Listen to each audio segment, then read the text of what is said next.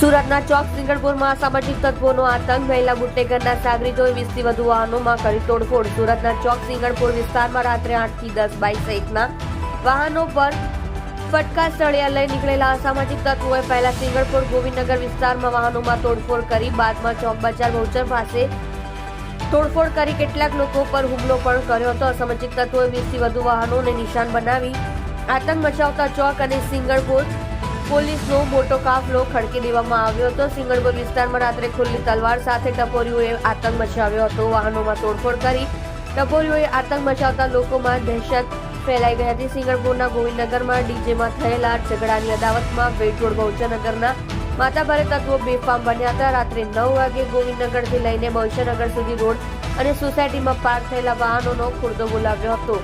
તલવાર સહિતના ઘાતક હથિયારો સાથે આવેલા માથાભારે તત્વોએ કાર અને બાઇક મળી 10 જેટલા વાહનોની તોડફોડ કરી.